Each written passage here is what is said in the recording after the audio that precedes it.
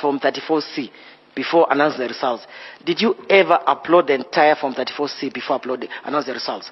The sequence of events was that after the agents had signed the result from 34C, it was uploaded, and I think that then you can get evidence from the records in the server, but it was uploaded to the best of my knowledge. My instructions, Chairman, is until today, we don't have Form 34C in the IEBC portal.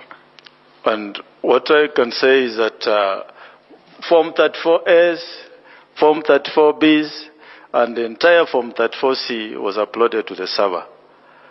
And the server kept on running until I think it was deactivated in end of November. There's a server and there's a portal. There's a server which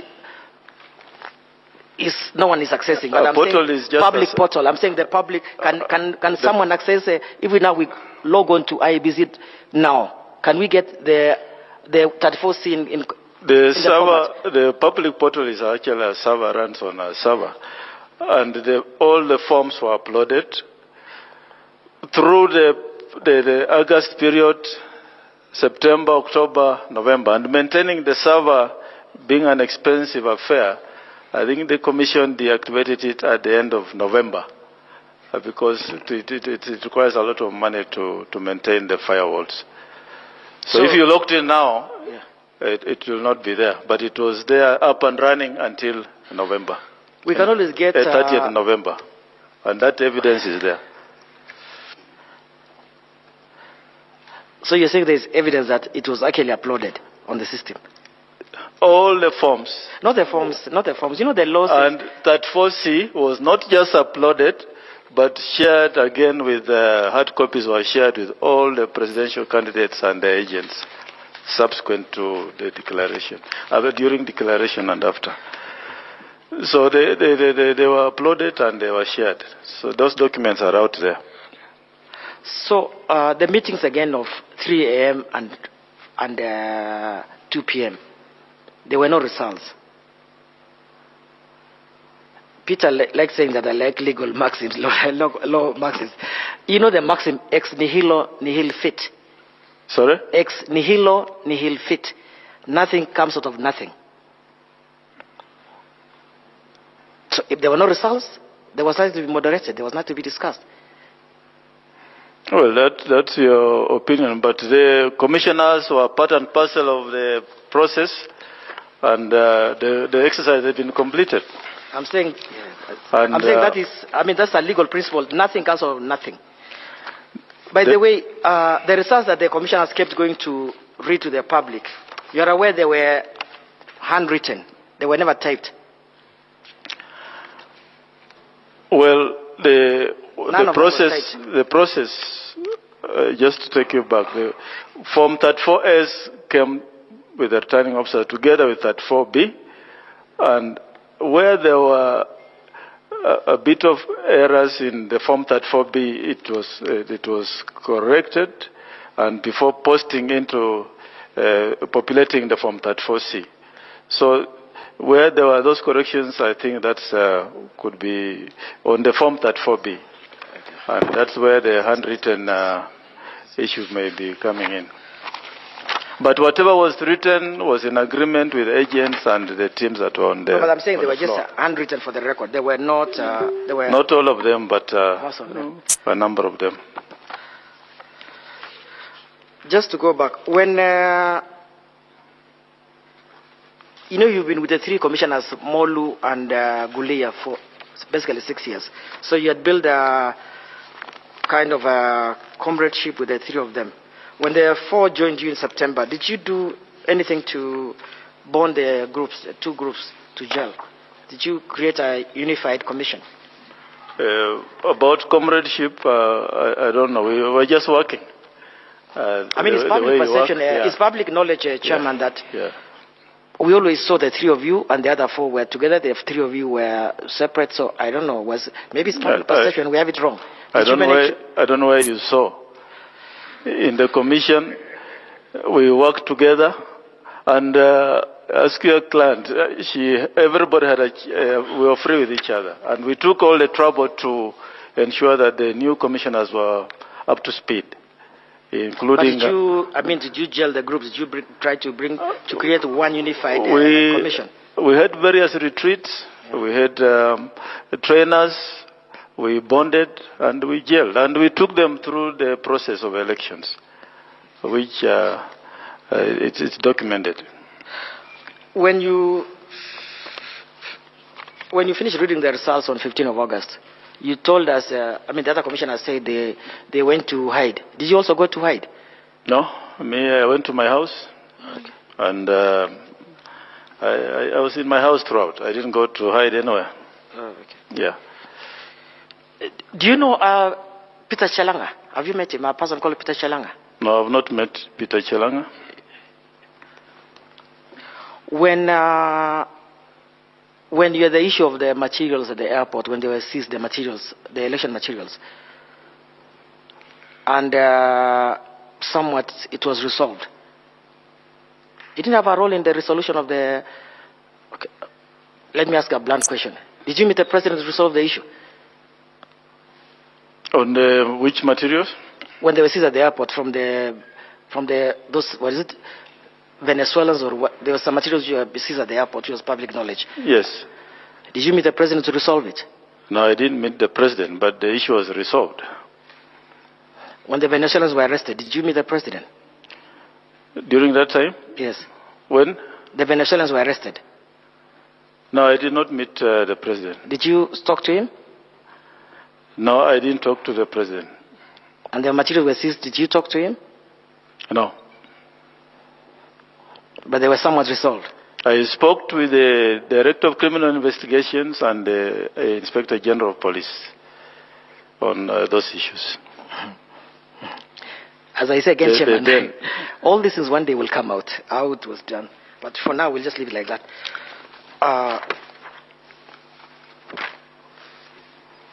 When did you know, at what point did you know the results were out, were ready to be announced?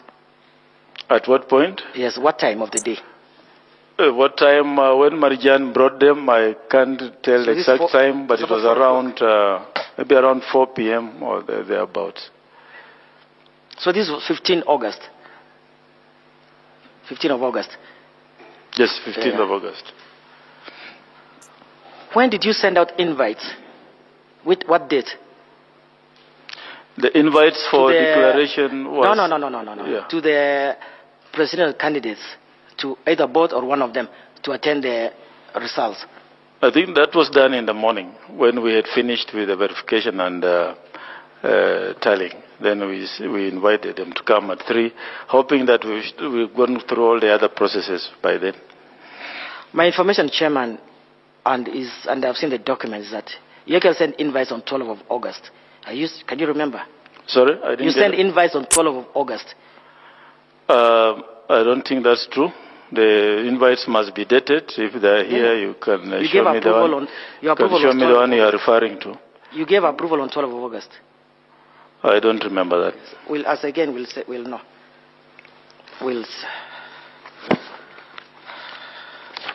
Chairman, do you know the 4 petitioners who have filed to remove, who filed this petition initially? There is Reverend Dennis Nzumbi, Geoffrey Langat, War Steve Jerry, and is the other guy, the chairman of the other party, is called Volume 1.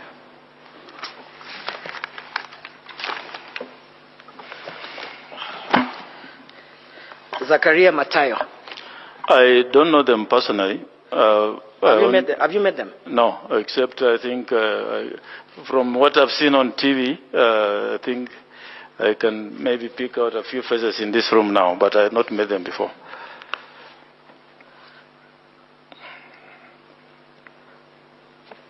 So just finally, so you're not a witness of these 4 people? They are not the ones who brought me. I was brought here by the tribunal. Yeah, tribunal. Just for the record, so we know that. Yes, I was invited by the tribunal. So You did not play any part in preparing the 4 petitions filed in National Assembly. Did you play any part in preparing the petitions? No, I did not. Were you aware of them? I was only aware when the matters went before the Parliament. But you were not aware before? No. Finally, Chairman,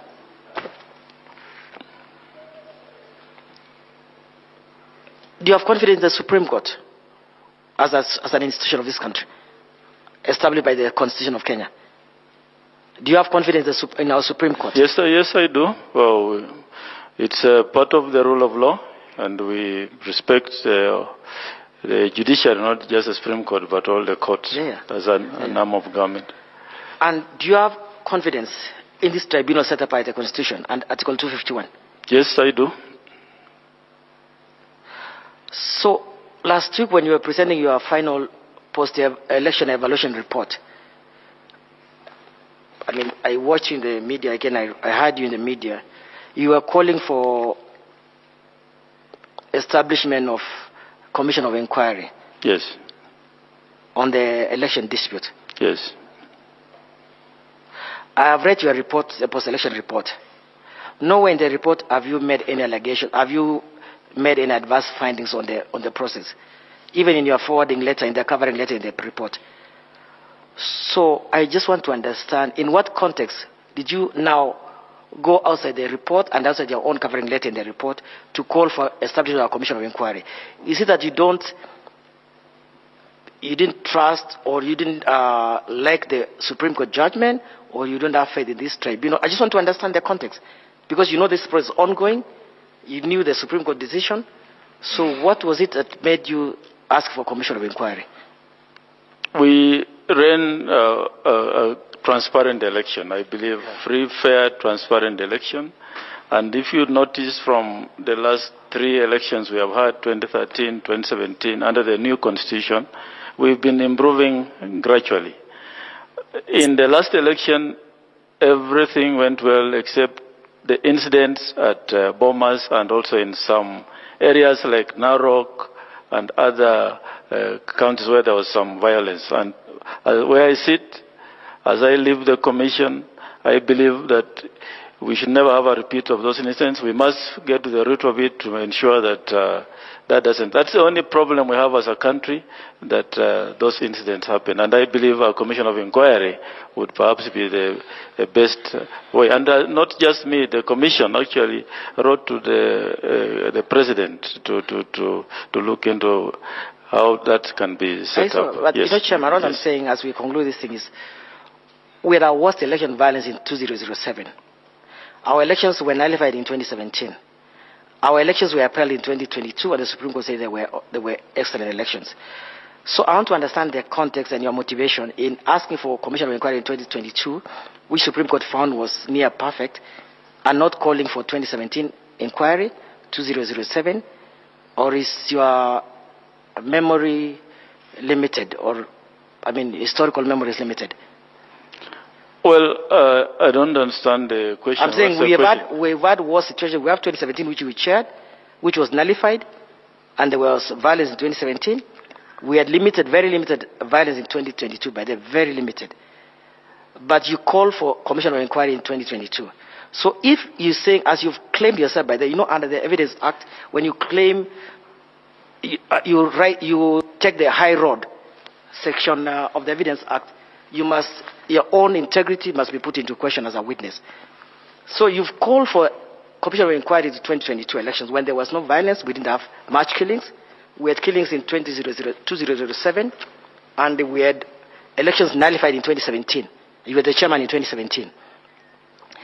If you are riding the high moral, you're working on the high moral ground basically, and asking for elections commission of inquiry of 2022, you should have had the same courage to ask from 2017 until now.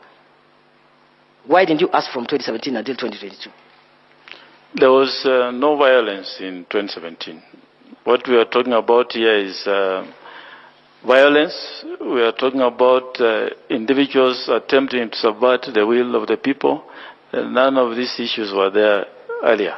And this can only be unearthed in under your watch, a situation like this one. People were actually killed in your commission. 2020, there were threats even on you. So you should have asked for actual commission of inquiry for 2017 and 2022. I'm saying, if you, following your sequence of thought, you cannot be selective on 2022 and not 2017.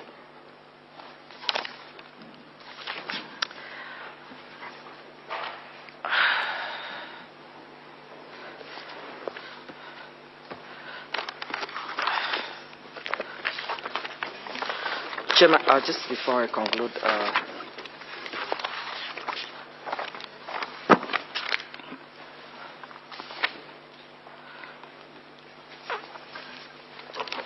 just before I leave you, I don't want to, the final issue. The Supreme Court judgment, my last issue, Supreme Court judgment, actually voided Regulation 87 that you kept using to run a one-man show at IEBC. You remember the regulation was nullified by the Supreme Court judgment, 2022? Yes. And the Supreme Court, in its finding again, Chairman, they read your affidavits, your 3 affidavits. They read the affidavits of all the other commissioners. And they came to the conclusion that the dispute between the 3 of you and the other 4 commissioners was a boardroom dispute. They had your issues in the affidavit about the 3 a.m. meetings, 2 p.m. meetings, about the press conference of Serena. The Supreme Court had all those issues, and they reached a finding. So as a chair, as a lawyer, you filed 3 affidavits before the Supreme Court, and you made all those allegations. You gave the Supreme Court all the documents which we've not been provided for. And the Supreme Court did not find anything wrong with the conduct of the 4 commissioners. They don't even find anything wrong with the other 3 commissioners. They did not find anything wrong with the IEBC as a whole. The only thing they found was that it was internal issue, it was administrative dispute, which should be fixed by the commission. So why do you still want Commissioner Irene Masit to be followed for the events of 15 August when the Supreme Court already had it and determined it? Well, as I said, the Supreme Court had 9 issues for determination. 9. And all those issues were dealt with. There was no issue as to the governance structures of the IEBC. If there was, then we could have filed relevant affidavits to that effect. But having said so, I think the recommendations of the Supreme Court is what informs part of the post-election evaluation, and I believe those issues will be addressed by the incoming commission. Chairman, have you read of the judgment, paragraphs 2008 to 244 of the judgment of the Supreme Court? They actually made findings on the affidavits. Yes, I'm saying the issues for determination. As a council, you know, we answer to the issues for determination. And the issue about how the commission is governed was not one of the issues. If it was, we would have filed relevant documentation to give the Supreme Court a chance to make a finding on whether the commission follows those governance structures or not. And I believe those findings could not have been the same if we had that opportunity to put the documentation before the Supreme Court. My understanding of the judgment is that they actually reached conclusions on the conduct of the commissioners, the 7 commissioners, and made findings in paragraph 243, and the last final findings of the judgment. So again, I'm asking, if the Supreme Court had your affidavit, let's say again, let me agree with you that they did not reach a finding on it, but they had your affidavit in which you set out the disputes. You set out the meetings of 3 a.m. in the morning, or 2 o'clock Serena conference. So if there was anything wrong with those incidences, why didn't the Supreme Court decide on them and the evidence before them? I think that's for the Supreme Court to say. I don't know what the judges considered or did not consider, but all I know is that all those affidavits were filed around the same time on 26th, 27th, and there was no time for filing further affidavits and rebuttals and so forth because of the limited time we were given. So I believe we put the what we could in terms of focusing on the issues that had been set for determination. No, because when you spoke initially, Chairman, he was so into the word can say emotional about it that there was like breach of the constitution. There was like an intention to subvert the will of the people. When did you file your affidavit? To the Supreme Court? Yes. I think they were done on the 26th of August. The incidents you're referring to are 15th of August. You had 2 weeks to do, about 11 days to do the affidavit. So if you were so minded that there was an intentional will to subvert the constitution or to the will of the people, because you set it out in the affidavit, and it was dealt with by the Supreme Court. So my issue is that why is it being revisited? It has been dealt with by the Supreme Court. Should it be with finality? Do you have an issue against Commissioner Irene? You don't want to sit in the commission? I'm here on invitation of counsel for the tribunal. And what I came to say is that what I said in the affidavit is true to the best of my knowledge on events that happened. As for Commissioner Masid, what I've said is what she said, and that's why I'm here. Thank you, Chairman. Yes.